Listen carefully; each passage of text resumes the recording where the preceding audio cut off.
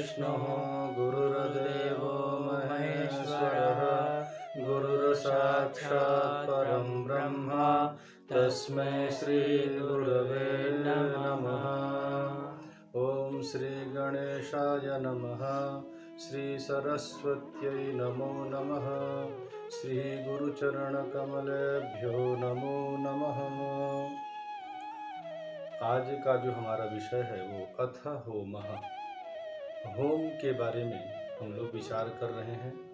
नवरात्रि में होम, और जो अभी जो हम लोग विचार कर रहे हैं इसका एक विषय है कि जो तांत्रिक लोग हैं, जो तंत्र मंत्र की सिद्धि के लिए जो हवन करते हैं, नवरात्र का व्रत करते हैं तांत्रिक लोग, उनके लिए ये विचार है, उनके लिए ये चर्चा कर रहे हैं हम लोग। तो कहा, नारदीय पुराण में कहा, तिलाज्य कुसुमादीनी पायसम मधु शर्कराः हविर द्रव्याणि जुहुयात् दुर्गाष्टम्यां विशेषतः। और आगे राज मारतंडेपि अष्टम्यां रात्रि योगे कृत नियम विधेर यज्ञ कर्म प्रदिष्टम इति। धौम्य ऋषि ने एक वचन कहा, यहाँ पे स्पष्ट कर दिया कि नारद पुराण में एक बात स्पष्ट किया कि जो तांत्रिक लोग हैं उनको कैसे, माने किन वस्तुओं से हवन करना चाहिए। तो कह रहे हैं यहाँ पे तिल से, और आज्य मतलब पीला पित्त घृत, जो पीले कलर का बिल्कुल गाय का शुद्ध घी, और बोला फूल से, पायस यानी खीर से, मधु से, शर्करा से। इन हविर द्रव्यों में, जो ये द्रव्य मैंने बोला हवि के लिए, हवन के लिए, इन द्रव्यों से दुर्गा अष्टमी में विशेष रूप से हवन करना चाहिए। अष्टमी के दिन बोला। आगे धौम्य ऋषि कह रहे हैं, शुंभासुर वधार्थाय रक्तबीजो महाबलः अष्टम्यां निहतो दिव्या रात्रौ चैवारुणोदये ततः प्रभृति विंध्याद्रौ स्थिता पूजा प्रवर्तिका शास्त्रार्थमंत्रैर्होतव्यं पायसम घृत संयुतम।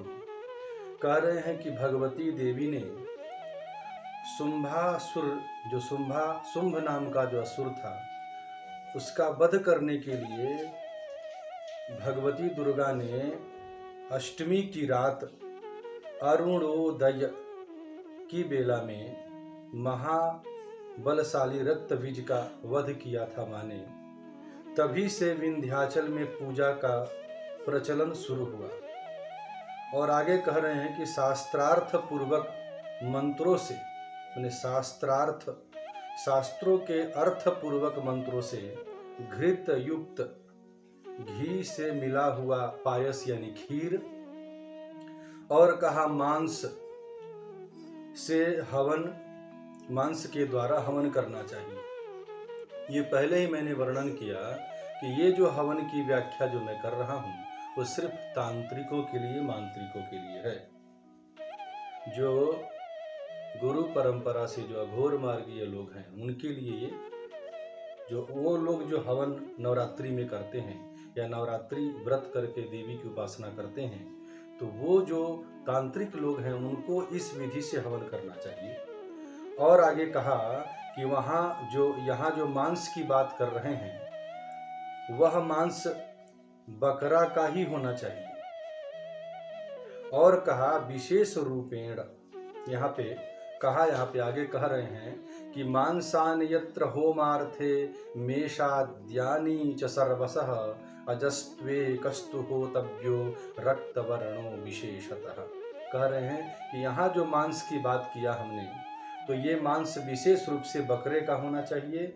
और कैसा, तो कह रहा होतव्यो रक्तवर्णो विशेषतः, लाल वर्ण का बकरा हो, लाल कलर का जो बकरा है, ऐसे बकरे का विशेष रूप से महत्व दिया। ऐसे बकरे के मांस से तो क्या, तो घी, घी और घी बोला, और पायस यानी खीर बोला, और मांस, तो मांस किसका, तो लाल कलर के बकरे का खून, ये मांस, उससे जो है आप मिला करके हवन करें, ऐसा कहा। कह रहे हैं यहाँ पे कि लाल बकरा न मिले, कह रहे हैं आगे श्लोक में कहा, कृष्ण वर्णाश्च होतव्यो गोरस्तितिर एव वा अरोहितम मत्स्य मांसम च होतव्यम जय मिप्सता इति। कह रहे हैं यहाँ पे कह दिया, एक बात कहा, अष्टमी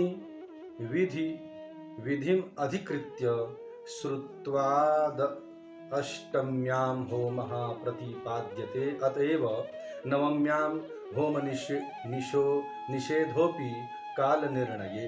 यहाँ कह रहे हैं कि जब आपको लाल वर्ण का बकरा न मिले तो आप जो है श्वेत वर्ण का जो बकरा, यानी काले वर्ण का भी बकरा, काले रंग का भी बकरा मिले तो उसके भी मांस से आप हवन कर सकते हैं। काला भी न मिले तो सफेद कलर वाला जो बकरा है, बोला ना गौर मितिर के मांस से, मैंने गौर वाला सफेद वर्ण वाला जो बकरा है उससे भी आप हवन कर सकते हैं।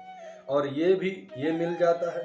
फिर बोला वो भी नहीं मिले तो बोला जो रोहू मछली है, रोहू, उस मछली के मांस से हवन करें। और वो हवन कौन करेंगे, तो तांत्रिक लोग अपने शत्रुओं पर विजय पाने के लिए, या जो साधक या जो यजमान चाहता है कि मेरे शत्रुओं पर विजय हो, तो तांत्रिक के द्वारा ऐसी विधि से हवन कराए, ऐसी विधि के द्वारा, तांत्रिक विधि के द्वारा दुर्गा सप्तशती का, भगवती का नवरात्र करे और इस तरीके से वो हवन करे।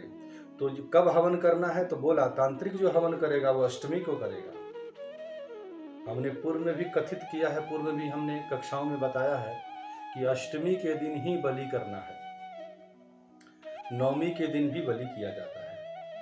तो और यहाँ पे कहा अष्टमी, और कहा कि एक और बात कहा यहाँ पे कि अष्टमी में जो अष्टमी को लेकर जो हवन करने का जो बात यहाँ कह रहे हैं, तो जब अष्टमी में जब प्रतिपादन हो गया कि हवन करना चाहिए, तो नवमी का अपने आप निषेध हो गया। यहाँ नवमी में फिर हवन करने का बात ही नहीं उठता है, जब आपने अष्टमी में हवन करने को कह दिया। तो यहाँ पे एक बात कह रहे हैं आगे काल निर्णय ग्रंथ में कि नवम्याम ज्वलनम वहने हे पूर्णयाम पशुघातनम भद्रायाम गोकुल क्रीड़ा तत्र राज्यम विनश्यति। कह रहे हैं कि अष्टमी में, कह रहे हैं कि यदि नवमी में अग्नि का प्रज्वलन करना, उत्पन्न करना नवमी में, और पूर्णिमा यानी दशमी में पशु की बलि, और भाद्र कार्तिक शुक्ल पक्ष द्वितीया तिथि में गोकुल क्रीड़ा गोलंस का पूजन होती है, तो राज्य का नाश होता है।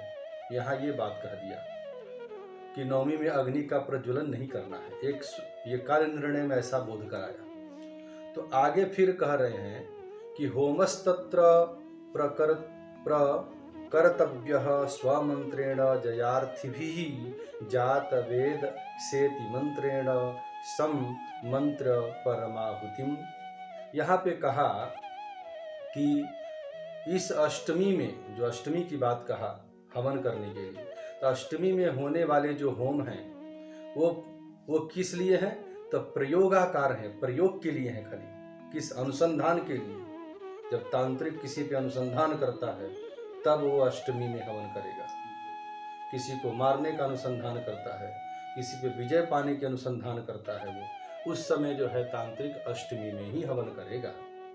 तो यहाँ एक और बात धौम्य ऋषि अपने मत को प्रकट कर रहे हैं, और कौन करेगा, तो वह भी बात बोल दिया, गुरुपदिष्टो मंत्र, गुरु के द्वारा जो मंत्र दिया हुआ है, तांत्रिक गुरु के द्वारा जो मंत्र दिया है, वो व्यक्ति अष्टमी के दिन हवन करेगा, और इस विधि से करेगा, जो जो मैंने द्रव्य गिनाए हैं उसमें, उस विधि से करेगा।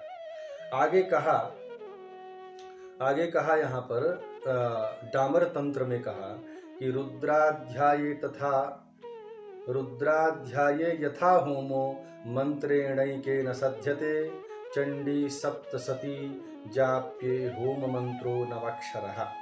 यहाँ पे कहा कि जैसे रुद्राष्टाध्याय में प्रयोग में, जैसे रुद्राध्याय में एक एक मंत्र से होम होता है, एक एक मंत्र से हम लोग होम करते हैं। जैसे नमस्ते रुद्रमन्यवभूतोतैखवे नमः बाहुभ्यं तते नमः स्वाहा, ऐसा मंत्र प्रयोग करते हैं हम लोग। तो उसी प्रकार से आगे कह रहे हैं कि वैसे ही क्या करना है, तो वैसे ही दुर्गा सप्तशती के पाठ में होम करना चाहिए, और नवारण जो मंत्र है, नवाक्षर मंत्र है, उसका भी उसी तरीके से एक एक करके हवन करना चाहिए। तो यहाँ कहा कथिताः पूजनाध्याये तेन होमो भवेदिह। तो क्या करना चाहिए, तो नवाक्षर मंत्र से आप हवन करें, और एक कहा ओम नमो दिव्यै महादिव्यै शिवायै सततं नमः नमः प्रकृत्यै भद्रायै नियताः प्राणताः स्मताम्, अथवा बोलाथवायं भवेद् होमः श्लोकै स्तोत्र निरूपितैः इति। कहा यहाँ पर कि एक तो इस मंत्र से आप हवन करें, और एक कहा कि एक दुर्गा सप्तशती के एक एक श्लोकों से हवन करें। तो ये जो विधि हम लोग बता रहे हैं वो तांत्रिकों के लिए प्रयोग है। बकरे का मांस और घी, खीर, ये सारी चीज़ों को जो मैंने वर्णन किया, इन सब चीज़ों से वो तांत्रिक लोग ही हवन करेंगे। आगे इसमें कह दिया कि नवम्याम च जपम होमम समाप्य विधिवत बलिम यात्रां वैजयिकीं कुर्या दशम्याम श्रवणे विवाह। कह रहे हैं यहाँ पर कि नवमी में जप और होम एवं बलि का विधिवत समापन करके दसवीं और श्रवण नक्षत्र में विजय यात्रा करनी चाहिए। पहले तो कह दिया कि आप अष्टमी में ही हवन करें, फिर यहाँ कह रहे हैं कि नहीं, नवमी में भी हवन करना चाहिए।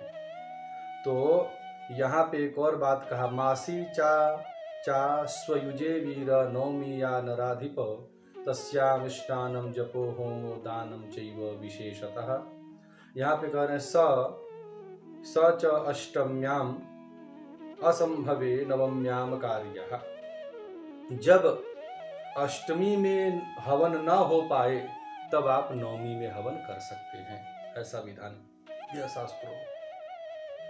तो जब नवमी में संभव ना हो तब आप, अष्टमी में संभव ना हो, हवन न हो पाए संभव, तब आप नवमी में हवन करें। दोनों में विधान कर दिया। आगे कह रहा है रुद्रमालये दसवें अध्याये, रुद्रमालय तंत्र के 10वें अध्याय में कहा कि नवम्याम वा विशालक्ष कार्या होमादिका क्रिया, माने नवमी में होम आदि कर्म करना चाहिए। और बोला कि नवमी में, बोला ना कि नवम्याम वा विशालाक्ष कार्या होमादिका क्रिया इति अत्र च वा श्रवणात् पूर्वत्रा संभवे इति गम्यते यद्वा तयोः कल्पयोर यथा कुलाचारम व्यवस्था कार्या। कह रहे हैं कि आप अष्टमी में भी कर सकते हैं और नवमी में भी कर सकते हैं। अब रहा यहाँ बोल दिया कि यद्वा तयोः कल्पयोर यथा कुलाचारम व्यवस्था कार्य। आपके कुल के आचार्य लोगों ने कैसे किया है, अष्टमी में किया है कि नवमी में किया है, उसी के अनुसार अब अपना कार्य को करें। आपके तांत्रिक गुरु ने अष्टमी में हवन किया है तो आप अष्टमी में करें, आपके गुरु ने नवमी में किया है तो नवमी में करें, आपकी कुल की परंपरा है नवमी में करने की तो नवमी में करें। तो इस तरीके से हवन जो है, तांत्रिकों का जो है, ये विधान हमने आज प्रकट किया। ऐसे हमें हवन करना चाहिए। ओम असतो मा सद्गमय तमसो मा ज्योतिर्गमय मृत्योर्मामृतं गमय। ओम शांति शांति शांति।